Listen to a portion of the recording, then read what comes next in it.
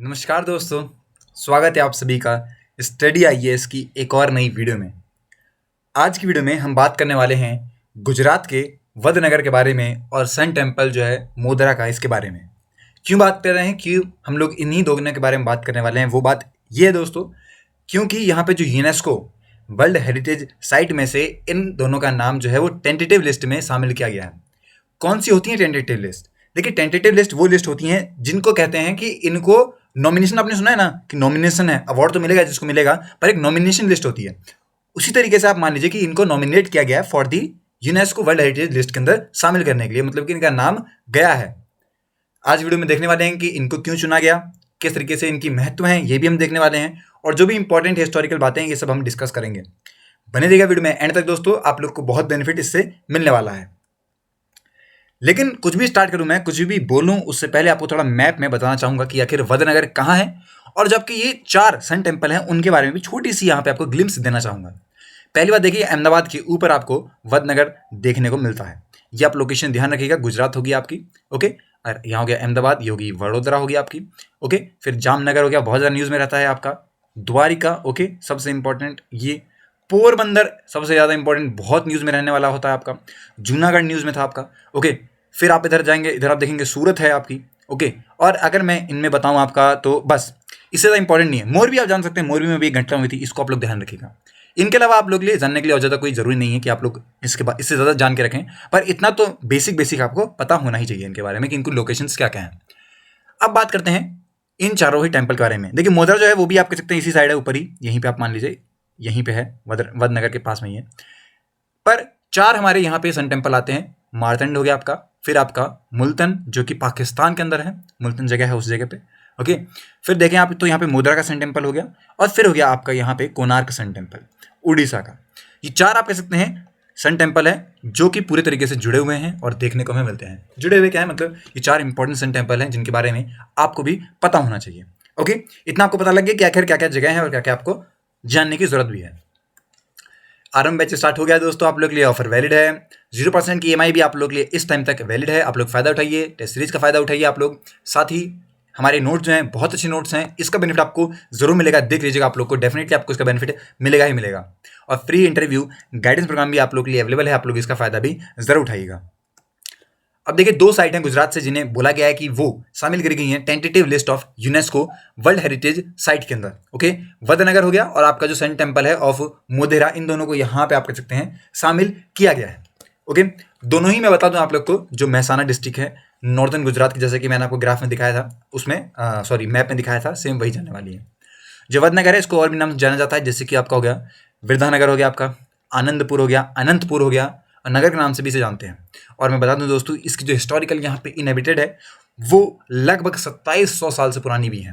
काफ़ी सारे यहाँ पे आर्कियोलॉजिकल मतलब एक्सकवेशन हुए हैं जो कि 2006 से चालू हो गए, जब प्राइम मिनिस्टर मोदी साहब वहाँ के चीफ मिनिस्टर थे गुजरात के, उस टाइम पे भी। और साथ साथ हमारे जो मोदी साहब हैं वो इनको सेंटर ऑफ बुद्धिज्म के नाम से भी बुलाते हैं। मतलब कि जब चाइना वाले आए थे, चाइना का सी जिनपिंग साहब जब आए थे, उस टाइम पे भी इन्होंने इसका नाम लिया था, और ये बोला गया था कि जो ये लोकेशन है ये सेंटर ऑफ बुद्धिज्म के नाम से जानी गई है। अब वर्ल्ड हेरिटेज साइट होती क्या है, कैसे वो प्लेस डिक्लेयर करते हैं, कैसे किसको ये मिलता है। देखिए, वर्ल्ड हेरिटेज साइट वो लोकेशन होती हैं जो कि आउटस्टैंडिंग यूनिवर्सल वैल्यू रखती हैं, मतलब कि जिनकी बहुत बड़े सिग्निफिकेंस होते हैं, जो कि कल्चरल या फिर नेचुरल सिग्निफिकेंस रखती है अपने अंदर बहुत अलग। और आप कह सकते हैं इसकी जो इंपॉर्टेंस होती है ये बताना दुनिया में, चाहे प्रेजेंट की जनरेशन हो चाहे फ्यूचर जनरेशन हो, सबको इनके बारे में पता होना ज़रूरी है। उनकी ग्लोबल इंपॉर्टेंस बहुत ज़्यादा होती है। ऐसी लोकेशंस होती हैं जो कि हर देश या फिर जहाँ भी वो है उस लोकेशन की मान्यताएं होती हैं उसके साथ, और हिस्टोरिकली आप कह सकते हैं कहीं ना कहीं उसकी एक बहुत इंपॉर्टेंट वैल्यू रहती है पूरे हिस्ट्री में। अगर दुनिया की हिस्ट्री देखें वहाँ पर भी जो यहाँ पे आप कह सकते हैं टेंटेटिव लिस्ट होती है, वो एक ऐसी इन्वेंट्री होती है जिसके अंदर ये माना जाता है कि इन सभी जो वर्ल्ड हेरिटेज साइट है इनको रखा जा सकता है। अभी कंफर्म नहीं है कि इनको रखा जाएगा कि नहीं रखा जाएगा, पर हाँ इनकी चांसेस ज़्यादा हैं कि इन्हें ही नॉमिनेट किया जाएगा। तो एक नॉमिनेशन वाली बात, ये डॉक्यूमेंट होता है जिसको हम लोग टेंटेटिव लिस्ट के नाम से जानते हैं। फिर इसके बाद क्या होता है, जो रिप्रेजेंटेटिव हैं किसके, यूनेस्को के, वो खुद आप कह सकते हैं इवैल्यूएशन करते हैं, इंस्पेक्शन करते हैं, और उसके बाद बताते हैं कि इसको चुना जाएगा या नहीं चुना जाएगा। Vadnagar an ancient living city के नाम से जानते हैं। देखिए दोस्तों, जब यहाँ पे डिस्क्रिप्शन जो लिखा है वडनगर का यूनेस्को की टेंटेटिव लिस्ट के अंदर, वहाँ पे ये लिखा गया है कि the town represents a continuously evolving historic urban landscape area which played a major role in the hinterland trade network of western India. इस तरीके से इसका जो डिस्क्रिप्शन है उसको लिखा गया, क्योंकि ये जगह बहुत इंपॉर्टेंट है। इस जगह के जो हिस्टोरिकल सिग्निफिकेंस है ये बहुत ज़्यादा है। यहाँ पे आप कह सकते हैं जो साइट्स थी जैसे कि हड़प्पा होगी, कालीबंगा होगी, ओके, ये सब बहुत इंपॉर्टेंट है।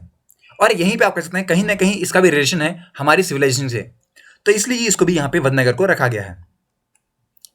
जो टाउन है इसके फोर्टिफिकेशन जो है वो बहुत इंपॉर्टेंट है। ओके, गेटवेज जो है इसके अंदर वो टेम्पल्स, वेल्स हो गई, इसकी रेसिडेंशियल स्ट्रक्चर हो गए, कोठी वगैरह जो बनाई गई है यहाँ पे, तो इन सब की बहुत इंपॉर्टेंस है। और आर्किटेक्चर यहाँ पे इन्फ्लुएंस बहुत ज़्यादा है कल सारे यहाँ पे कल्चरल्स का। यहाँ पे एक्सटेंसिव वाटर मैनेजमेंट सिस्टम भी लगाया गया है, जो कि इस टाइम पे आप लोग अगर देखें तो वो भी यूज़ होता है। और उस टाइम पे अगर ये टेक्नोलॉजी यूज़ हुई थी या फिर आप कह सकते हैं ऐसा सिस्टम यूज़ हुआ था, तो आप अंदाजा लगा सकते हैं कि वहाँ की जो इंटेलिजेंस थी वो कितनी ज़्यादा हुआ करती थी, है कि नहीं।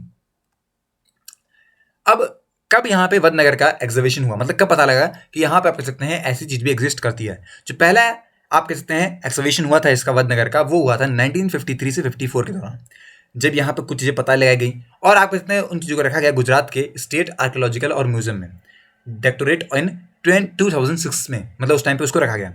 2014 के अंदर जो आर्कियोलॉजिकल सर्वे ऑफ इंडिया है उसने यहाँ पे एग्जीबिशन को यहाँ पे किया, वडनगर के गासकोल और यहाँ पे जो दरबारगढ़ जो है वो वाली जगह होगी, फिर बड़ी गरबानो सेरी वाली जगह होगी। एग्जीबिशन दोस्तों कंटिन्यू रहा आप कह सकते हैं 2022 तक, जब तक यहाँ पे सकते हैं एक एक्सपीरियंशियल म्यूजियम नहीं बना दिया गया। तो वहाँ पे इन्होंने यहाँ पे काम किया, खुदाई करी, अच्छे तरीके से चीज़ें निकाली, हिस्टोरिकल चीज़ें निकाली और बनाया गया वहाँ पे एक एक्सपीरियंशियल म्यूजियम। इसके अंदर दोस्तों दो पार्ट्स हैं। पहला है जो चीज़ें हमें वहाँ पे एग्जीबिशन से मिली हैं और कुछ म्यूजियम में जो चीज़ें मिली हैं उनको रखा गया है, और दोनों को एक ब्रिज के थ्रू यहाँ पे जोड़ा भी गया है। म्यूजियम एक एक्सपेक्टेड है कंप्लीट हो जाएगा अगले साल तक, ओके, और ये बातें पता लगती हैं और वो हेल्प करेगा यूनेस्को की बिड में, मदद करेगा यूनेस्को के लिए, क्योंकि यहाँ पे लोगों के लिए, टूरिज्म के लिए भी चीज़ें अवेलेबल हैं, तो ये कहीं ना कहीं एक सपोर्ट दे रहा होगा और चांसेस बढ़ा देता है इसके।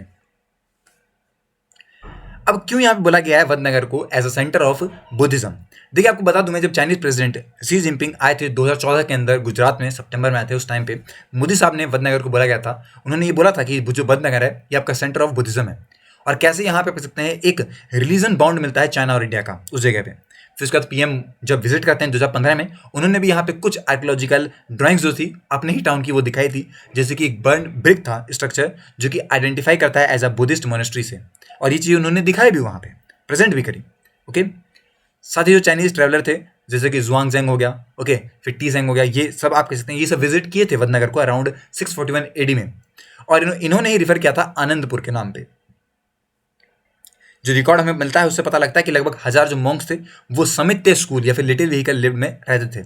10 मोनेस्ट्रीज हैं दोस्तों वडनगर के अंदर, जो कि कहीं ना कहीं सेंटर ऑफ बुद्धिस्ट लर्निंग को बताती हैं। तो ये सब इंपॉर्टेंस है वडनगर के, और इसीलिए इसे चुना भी गया है एज अ यूनेस्को की टेंटेटिव लिस्ट के अंदर। हो सकता है कि अगले साल हम लोग देख रहे हों कि वडनगर जो है वो यूनेस्को की लिस्ट में शामिल हो जाएगा। ओके, अब यहाँ पे जो आर्कियोलॉजिकल यहाँ पे सर्वे ऑफ इंडिया है इसने भी कुछ क्लेम्स किए हैं। क्लेम क्या है, सबमिशन करना पड़ता है बेसिकली आपको, तो इन्होंने सबमिशन किया यूनेस्को को कि रोमन कनेक्शन यहाँ पे कहीं ना कहीं बताए गए हैं, रोमन कनेक्शन बताए गए हैं। जो कॉइन वगैरह हैं वो ग्रीको इंडियन किंग जो यहाँ पे आप कह सकते हैं अपोलोडोटस सेकंड थे उनके बताए गए हैं, रोमन कॉइन यहाँ पे हमें देखने को मिले हैं। तो कहीं ना कहीं वेस्ट एशिया का और भारत का कनेक्शन बताया जा रहा है। वडनगर दोस्तों करंटली यहाँ पे पूरे तरीके से surrounded by the remains of old structure, जैसे कि फोर्टिफिकेशन हो गया, इन सबको यहाँ पे रखा गया है। उनके एंट्रीज एग्जिट पॉइंट जो है टाउन के वो पुराने वाले ही हैं।